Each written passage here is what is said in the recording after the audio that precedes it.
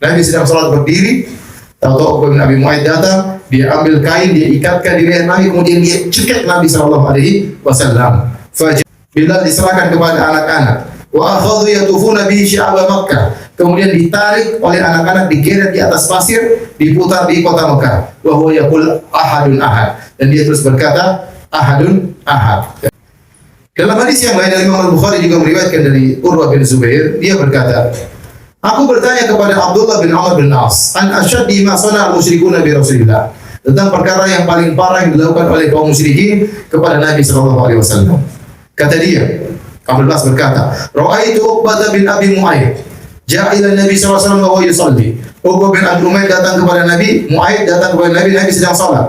Fa wada'a rida'ahu fi unuqihi fa khanaqahu bihi.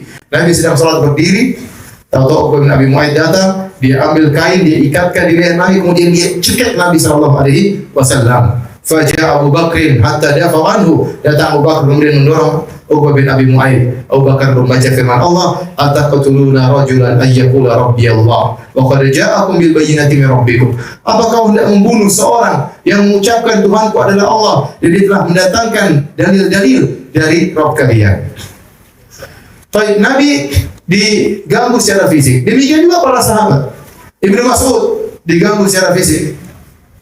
Suatu hari sahabat Nabi berkumpul dekat Masjid Haram. Kemudian mereka ngobrol-ngobrol.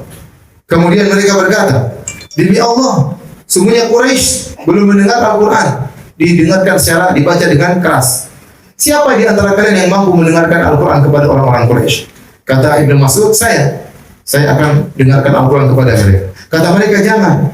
Ya, kami ingin seorang yang punya kabilah yang kuat. Kata Ibnu Mas'ud, biarin saya baca Al-Quran depan mereka. Ya, Allah akan membela aku. Kata Ibnu Mas'ud, fa inna Allah sayamna'uni. Allah akan bela saya. Maka Ibnu Mas'ud pergi ke dekat makam Ibrahim di waktu duha. Dan orang-orang Quraisy biasa sedang nongkrong di Masjidil Haram.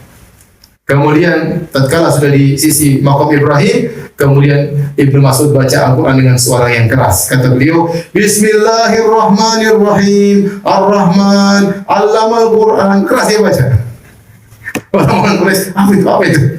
Tsumma istakbala yaqra'u. Kemudian Ibnu Mas'ud menghadap orang-orang Quraisy, Abu Jahal dan teman-temannya. Dia baca dengan suara yang keras. Kemudian fata'amalu, mereka dengar baik-baik. Apa itu? Faja'alu yaqulun, "Madza qala Ibnu Ummi Abdi?" Ngomong apa sih? Ngomong apa sih? Terus Ibnu Mas'ud baca surat Ar-Rahman. Akhirnya mereka, dia baca Qur'annya Muhammad.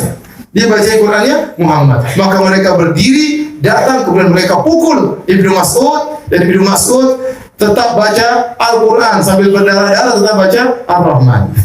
Dia tidak kabur. Dipukul sampai beliau pun jatuh. Ya. Kemudian dia pun berjalan menuju ke teman-temannya, sementara wajahnya sudah hancur-hancuran. Kata mereka, kan kami sudah bilang, ini yang kami takutkan, kau bakalan dipukul. Kata dia, ini dibiringan, kalau kalian mau besok lagi saya ke situ, jangan. Jadi lihat, menurut saya, bagaimana para sahabat dahulu susah untuk beribadah. Baca Quran, ya saja mau dipukul sama orang-orang ya. Sekarang kita alhamdulillah baca Quran mudah, kita di mana baca Quran mudah ya. Maka kita tidak usah malu-malu untuk beribadah. Orang sekarang bermaksiat tidak malu-malu ya. Kondisi sekarang menyedihkan di sebagian tempat. Orang pakai jilbab sampai malu. Ya, jadikan bahan sorotan, apalagi pakai cadar. Diejek sementara yang buka-bukaan, ya, terlihat auratnya, tidak malu-malu. Ya. Satu perkara yang biasa. Ya. Kondisi seperti inilah kita khawatirkan turun azab. Ya. Tatkala kemaksiatan dianggap biasa, sementara kebaikan dianggap tidak biasa. Ya. Baik. Masih ada waktu? Berapa menit? 2 menit. Demikian juga sahabat-sahabatnya juga disiksa.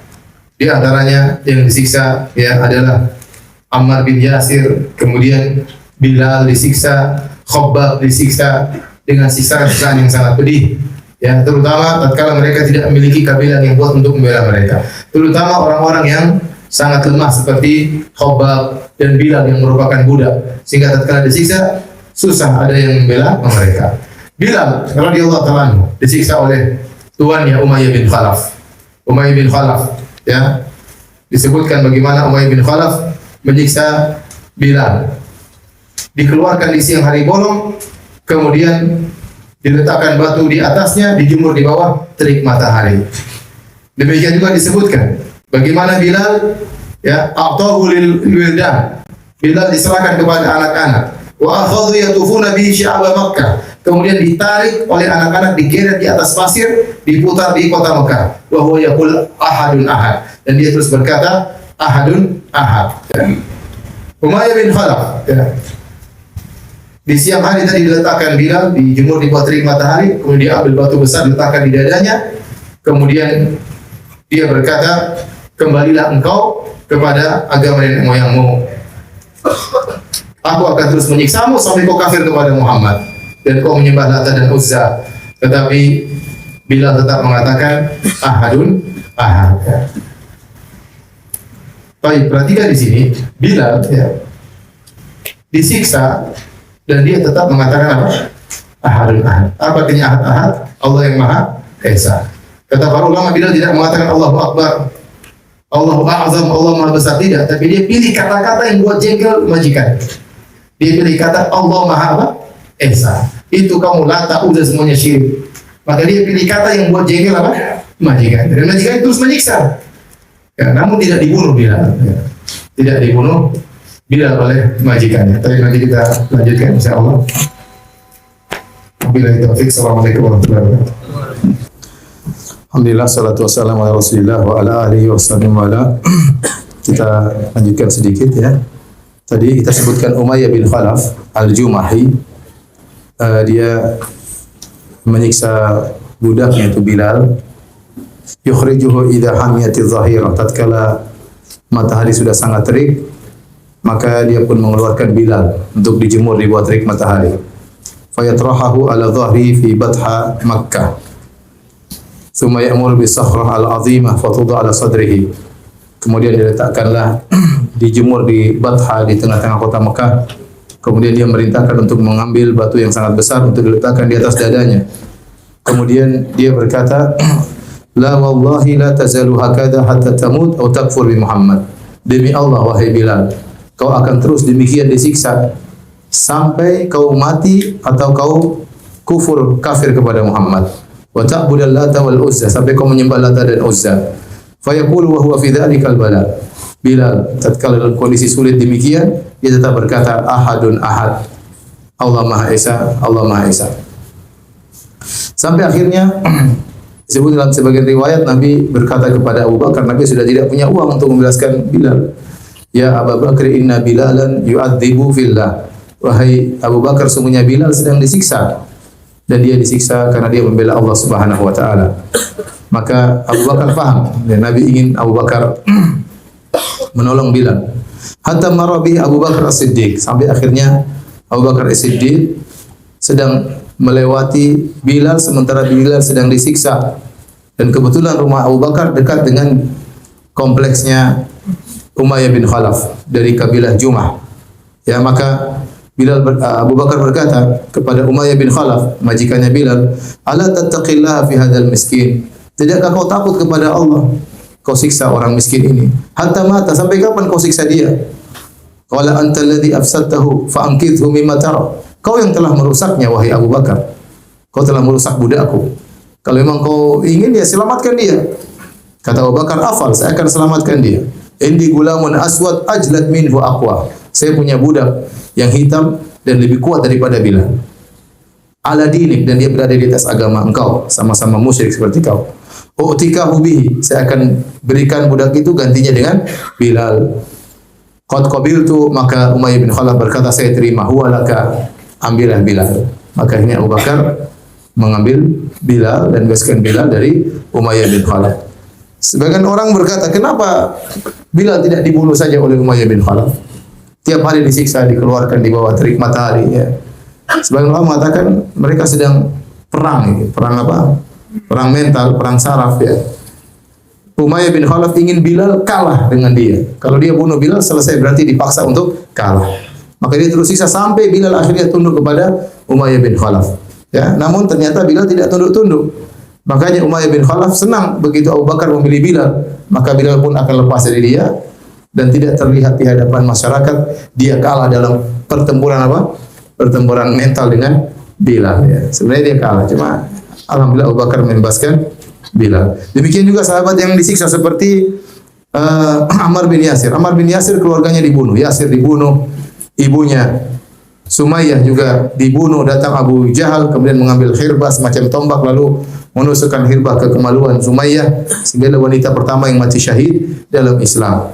Sementara Nabi SAW lewat, Nabi tidak bisa menolong. Nabi hanya berkata, "Abshiru ala Ammar wa ala Yasir fa inna mau'idakumul jannah."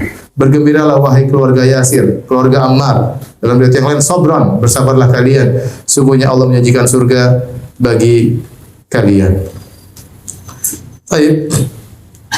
Demikian juga Khabbab bin Arad, ya. Dia disiksa dengan siksaan yang luar biasa. Ya. Suatu hari Khabbab datang kepada Umar.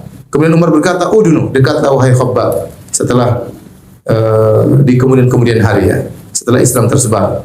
Fama ahadun ahaqu bi hadzal majlis minka illa Ammar. Tidak ada yang berhak untuk duduk di sini daripada engkau kecuali Ammar.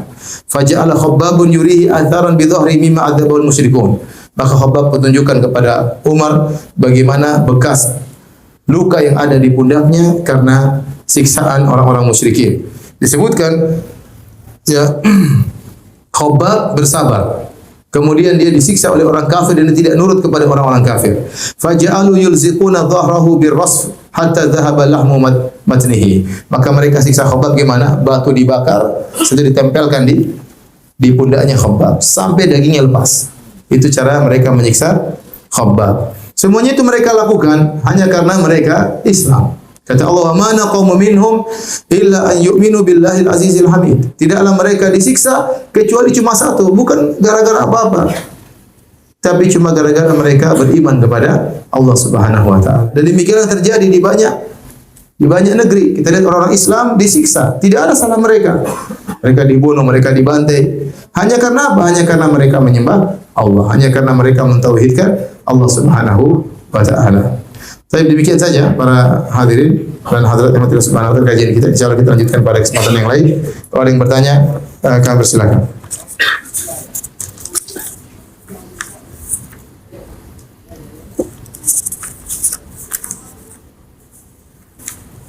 Apabila kita menyadari bahwa badan atau pakaian kita terkena kotoran ketika sholat, apa kita melanjutkan sholat itu atau itu kekhususan bagi Nabi? Jadi Nabi SAW sholat, di tengah-tengah sholat Jibril datang menyampaikan kepada Nabi bahwasanya di khuf Anda ada najis. Nabi sholat pakai khuf karena dulu pasir ya. Nabi bahkan mengatakan sallu ala khifafikum. Sholatlah pakai khuf, pakai sepatu kalian. Jadi para sahabat dulu sholat pakai sendal karena mesinnya dari pasir. Kalau sekarang ya nggak mungkin karena dari apa? Karpet. Jangan cari masalah sama DKM ya. Kemudian Nabi SAW tatkala di tengah-tengah sholat atau Jibril datang kasih wahyu bahwasanya khuf Anda ada najisnya, maka Nabi pun melepaskan khufnya. Tatkala Nabi melepaskan khuf, para sahabat semuanya lihat, semuanya juga lepaskan khufnya. Maka setelah itu Nabi jelaskan, kenapa kalian lepaskan khuf? Kami lihat Anda melepaskan khuf Anda. Kata Nabi, saya lepaskan khuf karena apa? Karena ada najis. Di sini para ulama mengambil istinbat hukum bahwasanya kalau ada najis di pakaian maka harus dibersihkan tatkala sedang sholat. Makanya Nabi lepaskan khufnya karena langsung bersambung dengan tubuhnya. Maka khufnya dilepas agar sholatnya sah. Tetapi para ulama juga mengambil istinbat dari sini, mengambil hukum kalau ada orang sholat dan bajunya ternajisi dan dia tidak sadar maka dimaafkan. Karena Nabi 2 rakaat pertama dia tidak tahu kalau ada najis. Setelah itu baru kemudian dia sadar, baru kemudian dia lepaskan khufnya. Jadi kalau ada orang dia sholat, selesai sholat, assalamualaikum warahmatullahi wabarakatuh, dia lihat, ternyata bekas kencing anakku. Tidak apa-apa, sholatnya sah.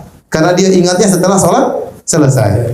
Tapi kalau dia ingat di tengah-tengah sholat, ternyata dia tasyahud pertama, apa ini basah-basah? Ini ternyata bekas kencing anaknya najis. Maka dia harus lepas bajunya tatkala itu. Dia harus lepas bajunya tatkala itu.